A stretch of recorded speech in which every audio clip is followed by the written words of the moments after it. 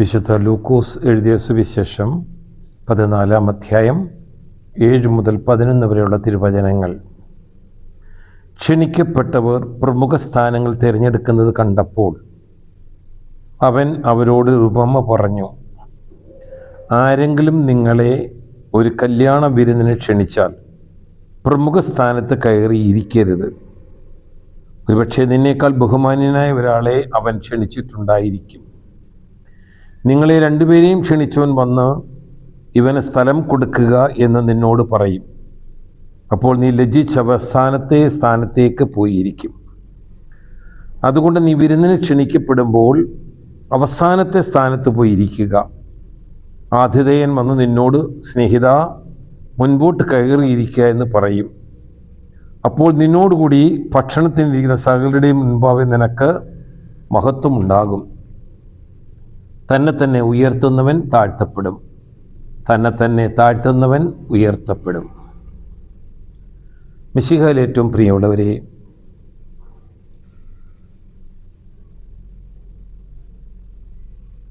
പെന്തക്കോസ്ത് കാലത്തിൻ്റെ 9ാമത്തെ ഞായറാഴ്ചയിലേക്ക്, അവസാനത്തെ ഞായറാഴ്ചയിലേക്ക് നാം കടന്നു വന്നിരിക്കുകയാണ്. നമ്മുടെ ചിന്തയ്ക്ക് സഭയിൽ നിന്ന് നൽകിയിരിക്കുന്നത് വളരെ മനോഹരമായ കർത്താവിൻ്റെ ഒരു നിർദ്ദേശവും ഉപദേശവുമാണ്, രൂപമയിൽ കൂടി. ലൂക്കോസ് 14:7 മുതൽ 11 വരെയുള്ള തിരുവചനങ്ങൾ. അതിന് ദീർഘമായിട്ട് അതിൻ്റെ പിന്നാലെ അതിൻ്റെ ഭാഗങ്ങൾ നമുക്ക് കാണാനായിട്ട് സാധിക്കും. എന്നാൽ 7 മുതൽ 14 വരെയുള്ള തിരുവചനങ്ങളിൽ പ്രധാനമായും ഒരു ചിന്തയാണ് കർത്താവ് നമ്മുടെ മുമ്പിൽ അവതരിപ്പിക്കുന്നത്.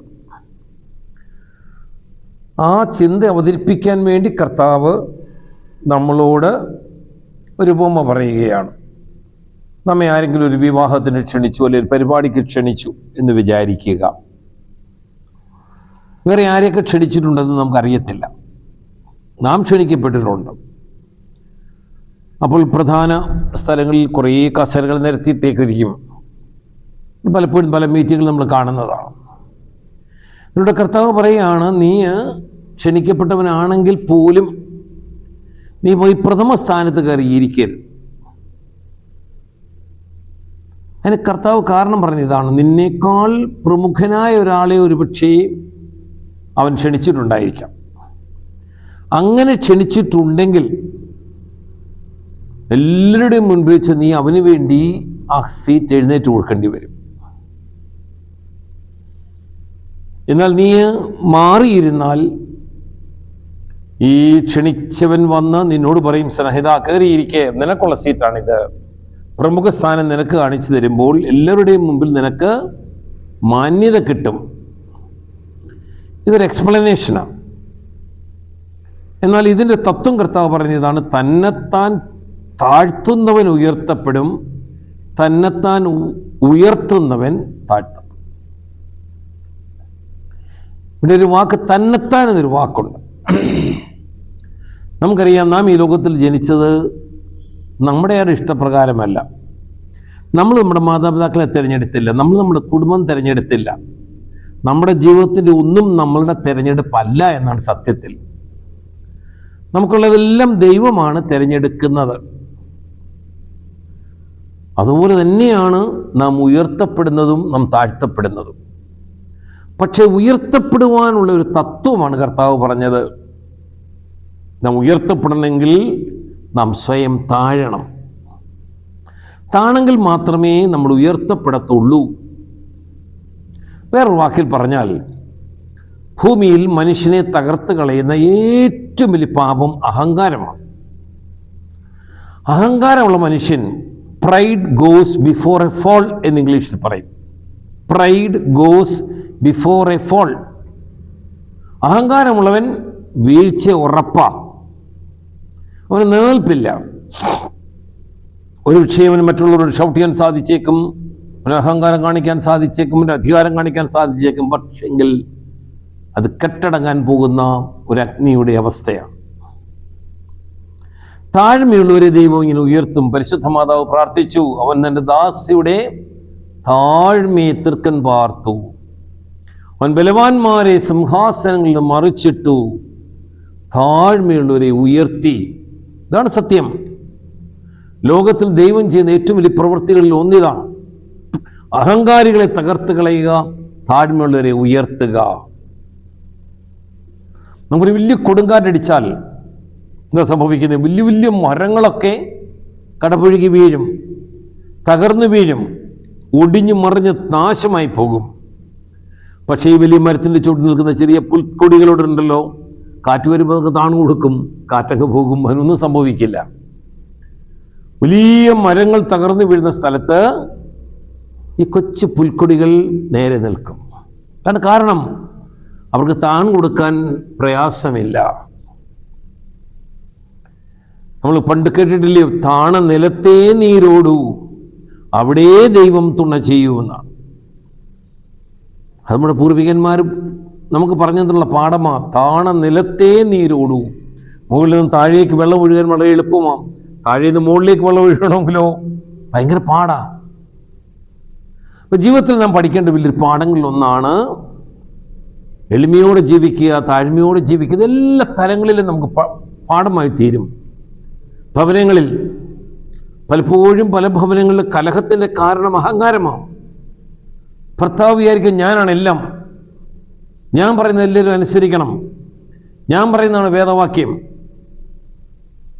ഭാര്യയെ എതിർക്കുമ്പോൾ ഭർത്താവല്ല ഞാനും ഇവിടുത്തെ വലിയ ആളാണെന്ന് ചിന്തിക്കുമ്പോൾ കൂട്ടിമുട്ടും. പണ്ടൊരു ചൊല്ല് കേട്ടിട്ടുണ്ട്,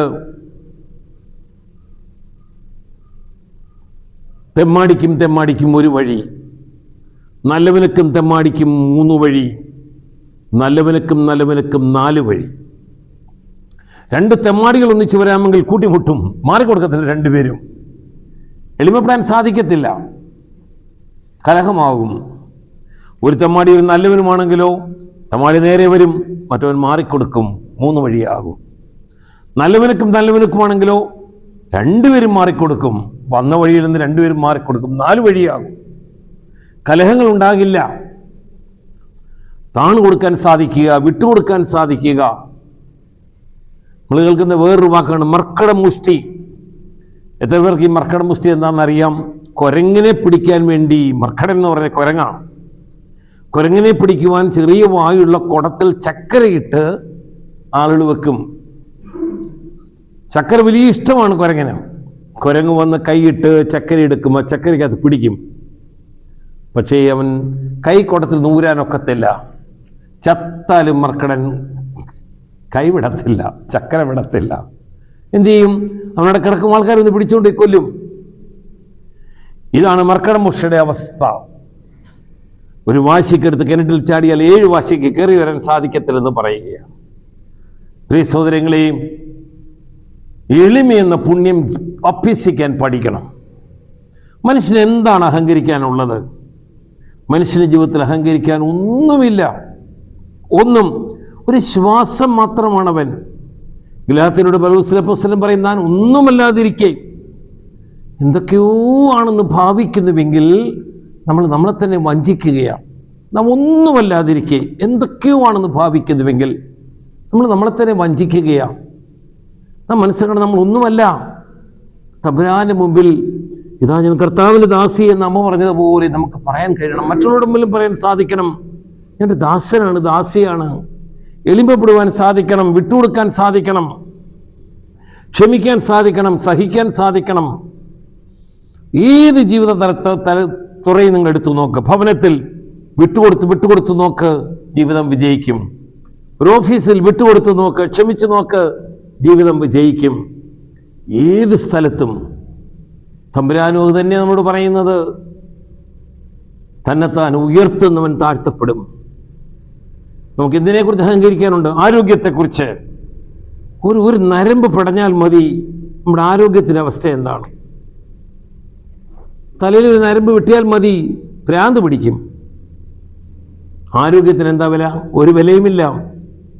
പണം, പലരും പണത്തിൻ്റെ മേലാണ് അഹങ്കരിക്കുന്നത്. ഒറ്റ നിമിഷം കൊണ്ട് നമ്മളെ ദരിദ്രനാക്കുവാൻ ദൈവത്തിന് കഴിയും. എല്ലാം കടം കയറി നശിക്കുവാൻ ദൈവത്തിന് സാധിക്കും. ആരോഗ്യത്തെക്കുറിച്ചോ പണത്തെക്കുറിച്ചോ ധനത്തെക്കുറിച്ചോ ബുദ്ധിയെക്കുറിച്ചോ ഒന്നിനെക്കുറിച്ച്, സൗന്ദര്യത്തെക്കുറിച്ചോ ഒന്നിനെക്കുറിച്ചും മനുഷ്യനെ ലോകത്തിൽ അഹങ്കരിക്കാനില്ല. കാരണം അവൻ അഹങ്കരിക്കുന്നതൊക്കെ അവൻ്റെ ശരീരത്തെക്കുറിച്ചാണ്. ഈ ശരീരം പുഴു തിന്നാനുള്ളൊരു വസ്തുവാണ്, നിസ്സാരമായൊരു വസ്തുവാണ്. ആത്മാവിൻ്റെ വെറും വാഹനം മാത്രമാണത്. അതുകൊണ്ട് നമുക്ക് നമ്മിലേക്ക് തിരിഞ്ഞു നോക്കാം. സർവശക്തനായ ദൈവം മനുഷ്യനെ അവതരിപ്പിച്ചപ്പോൾ ഈ ലോകത്തിൽ ആരായിട്ടും എന്തായിട്ടും അവൻ ജനിക്കാമായിരുന്നു. പക്ഷെ അവൻ ജനിച്ചത് കാലിത്തൊഴുത്തിലാണ്, ഒരു കുഞ്ഞായിട്ടാണ്.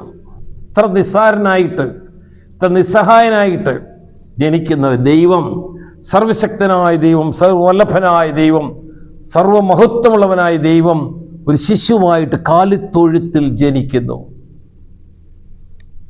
ജെറുസലേമിലും ഗലീലിയായിലും അതിൻ്റെ പ്രധാന പ്രദേശങ്ങളിലുമൊക്കെ വളരെ ദരിദ്രനായിട്ട് അവൻ നടക്കുന്നു. അവൻ പറയുന്ന പോലെ ആകാശപ്പറവകൾക്ക് കൂടുകളുണ്ട്, കുറുനരികൾ കളകളുണ്ട്, മനുഷ്യപുത്രന് തലചായ്ക്കാൻ പോലും സ്ഥലമില്ല. അത്ര ദാരിദ്ര്യത്തിൽ, അത്ര ശൂന്യതയിൽ, എളിമയിൽ ജനിച്ച ഒരു ദൈവത്തിൻ്റെ മക്കളാണ് നമ്മൾ. ആ ദൈവത്തിൻ്റെ അനുയായികളായി നമുക്കും ഈ ലോകത്തിൽ അഭിമാനിക്കുവാനായി ഒന്നുമില്ല. അഭിമാനിക്കുന്നവൻ ക്രിസ്തുവിൽ അഭിമാനിക്കട്ടെ എന്ന് പൗലോസ് പറയും. നമുക്ക് നമ്മിലേക്ക് തിരിഞ്ഞു നോക്കാം. നമുക്ക് എത്രമാത്രം എളിമയോടെ ജീവിക്കാം. മറ്റുള്ളവരെ ആദരിക്കുവാനും, മറ്റുള്ളവരെ ബഹുമാനിക്കുവാനും, മറ്റുള്ളവരെ സ്നേഹിക്കുവാനും, മറ്റുള്ളവരെ അംഗീകരിക്കുവാനും, അതാരുമായിക്കൊള്ളട്ടെ അവർക്ക് വില കൊടുത്ത് ജീവിക്കുവാനും കൃപ തരണമേ നമുക്ക് പ്രത്യേകമായിട്ട് പ്രാർത്ഥിക്കാം. Give respect and take respect എന്നാണ്. നമ്മൾ കൊടുത്താൽ നമുക്ക് തിരിച്ചു കിട്ടും. എല്ലാവരെയും സ്നേഹിച്ച് എല്ലാവർക്കും അഭിമാനത്തോടെ ജീവിക്കുവാൻ കൃപയേകണമെന്ന് പ്രാർത്ഥിക്കാം. നിങ്ങളെല്ലാ കൃപാവരങ്ങളും തന്ന ദൈവവും ദൈവത്തിൻ്റെ പരിശുദ്ധാത്മാവും അമ്മേ പരിശുദ്ധ ദൈവമാതാവും നമ്മളെല്ലാവരെയും സഹായിച്ച് അനുഗ്രഹിക്കട്ടെ. പിതാവിൻ്റെയും പുത്രൻ്റെയും പരിശുദ്ധ റൂഹായുടെയും തിരുനാമത്തിൽ ആമേൻ.